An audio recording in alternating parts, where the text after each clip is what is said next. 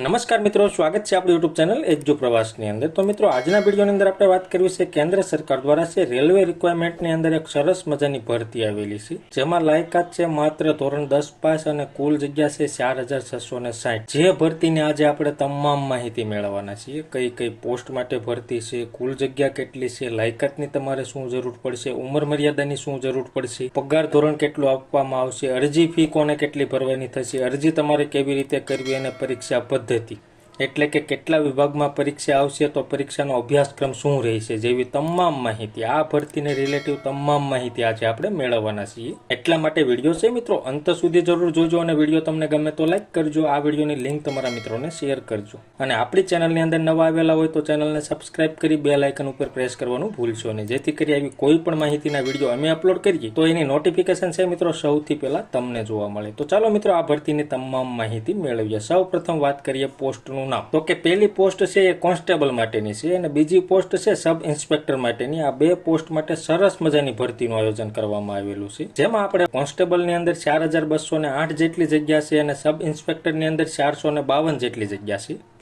આવી રીતે ટોટલ 4660 જગ્યા ઉપર આ ભરતીનું આયોજન કરવામાં આવેલું છે। જેમાં આપણે વાત કરીએ જરૂરી લાયકાત, તો કે કોન્સ્ટેબલની અંદર માત્ર ધોરણ 10 પાસ કરેલું હોય તેવા તમામ ઉમેદવારો અરજી કરી શકશે અને સબ ઇન્સ્પેક્ટરની અંદર છે ગ્રેજ્યુએટ એટલે કે BA BCom BSc કોઈ પણ વિદ્યાશાખાની અંદર તમે ગ્રેજ્યુએટની ડિગ્રી મેળવેલી હશે તો તમે સબ ઇન્સ્પેક્ટર માટે અરજી કરી શકશો। જેમાં આગળ વાત કરીએ ઉંમર મર્યાદાની, તો કે કોન્સ્ટેબલની અંદર 18 થી 28 વર્ષ રહેશે અને સબ ઇન્સ્પેક્ટરની અંદર 20 થી 28 વર્ષ રહેશે। જેમાં ભારત સરકારના નિયમ મુજબ છૂટછાટ મળવા પાત્ર રહેશે, જેમાં SC ST માટે 5 વર્ષની, OBC માટે 3 વર્ષની અને ફિમેલ કેન્ડિડેટ માટે કેટેગરી વાઇઝ એટલે કે OBC માં આવતી હોય એવી કેન્ડિડેટને 3 વર્ષની વધારાની છૂટછાટ અને જનરલમાં આવતી હોય એવી ફિમેલ કેન્ડિડેટને છે 2 વર્ષની છૂટછાટ મળવા પાત્ર રહેશે। એવી રીતે ફિમેલને છે કેટેગરી મુજબ છૂટછાટ મળવા પાત્ર રહેશે અને એક સર્વિસમેન હોય એને 3 વર્ષની વધારાની છૂટછાટ મળવા પાત્ર રહેશે। જેમાં આગળ વાત કરીએ પગાર ધોરણની, તો કે કોન્સ્ટેબલ માટે છે લેવલ 3 મુજબ 21700 રૂપિયા મહિનાનો પગાર રહેશે અને સબ ઇન્સ્પેક્ટર માટે લેવલ 6 મુજબ 35400 રૂપિયા મહિનાનો પગાર રહેશે। જેમાં આગળ વાત કરીએ એક્ઝામ ફી એટલે કે પરીક્ષા ફીની,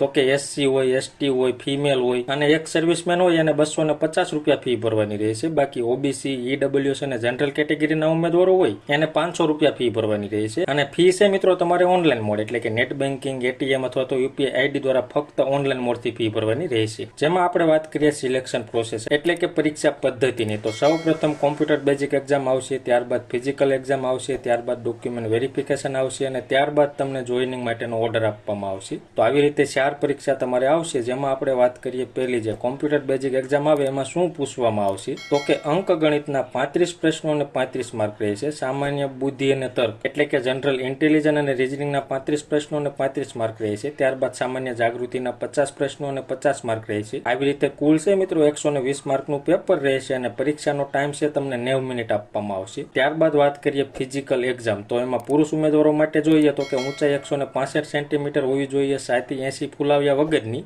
અને 5 સેન્ટીમીટર ફૂલાવાની ક્ષમતા હોવી જોઈએ। દોડની વાત કરીએ તો કે 1600 મીટર 5 મિનિટ અને 45 સેકન્ડની અંદર પૂર્ણ કરવાનું રહેશે। લાંબી કૂદ છે મિત્રો 14 ફૂટ રહેશે અને ઊંચી કૂદ 4 ફૂટ રહેશે। આ પુરુષ ઉમેદવારો માટે થયું। હવે વાત કરીએ મહિલા ઉમેદવારો માટે, તો કે ઊંચાઈ 157 સેન્ટીમીટર હોવી જોઈએ। દોડની વાત કરીએ તો કે 800 મીટર 3 મિનિટ અને 40 સેકન્ડની અંદર પૂર્ણ કરવાનું રહેશે। લાંબી કૂદ 9 ફૂટ રહેશે, ઊંચી કૂદ છે 3 ફૂટ રહેશે। આવી રીતે છે મિત્રો મહિલા ઉમેદવારોને શારીરિક પરીક્ષા આપવાની થશે। ત્યારબાદ ડોક્યુમેન્ટ વેરિફિકેશનમાં બોલાવવામાં આવશે અને ત્યારબાદ તમને જોઈનિંગ માટેનો ઓર્ડર આપવામાં આવશે। અને મિત્રો આ ભરતીની વિસ્તૃત માહિતી માટે તમારે ફૂલ નોટિફિકેશન જોઈતી હોય બંને પોસ્ટ માટેની તો આપણી ટેલિગ્રામ ચેનલ છે જે એજ્યુ પ્રવાસ નામની, એમાં બંને PDF મૂકેલી છે। જે આપણી ટેલિગ્રામ ચેનલની લિંક નીચે ડિસ્ક્રિપ્શનમાં આપેલી છે, એના ઉપર ક્લિક કરી તમે આપણી ટેલિગ્રામ ચેનલમાં જઈ આ બંને ભરતી માટેની ફૂલ નોટિફિકેશન ડાઉનલોડ કરી તમામ માહિતી ઘર બેઠા જોઈ શકશો। હવે આપણે વાત કરીએ અરજી તમારે કેવી રીતે કરવી, તો અરજી છે મિત્રો તમારે ઓનલાઈન જ કરવાની રહેશે। જેના ફોર્મ 15/4/2024 થી ચાલુ થઈ ગયા છે। ફોર્મ ભરવાની છેલ્લી તારીખ 14/5/2024 રહેશે અને ફોર્મ ભરવા માટેની લિંક અહીંયા બતાવેલી છે rrbapply.gov.in। આ વેબસાઇટ ઉપર જઈ તમારે ઓનલાઈન ફોર્મ ભરવાનું રહેશે। તો આવી રીતે છે મિત્રો રેલવેની અંદર સરસ મજાની 10 પાસ થી ગ્રેજ્યુએટ સુધીની સરસ મજાની ભરતી આવેલી છે। જો તમે લાયકાત ધરાવતા હોય અને અરજી કરવી હોય તો 14 મે 2024 સુધીમાં અરજી કરવા વિનંતી। તો મિત્રો માહિતી તમને ગમી હોય, સંતોષકારક લાગી હોય તો વિડીયો લાઈક કરજો અને આ વિડીયોની લિંક તમારા મિત્રોને શેર કરજો। ધન્યવાદ મિત્રો, ખૂબ ખૂબ આભાર।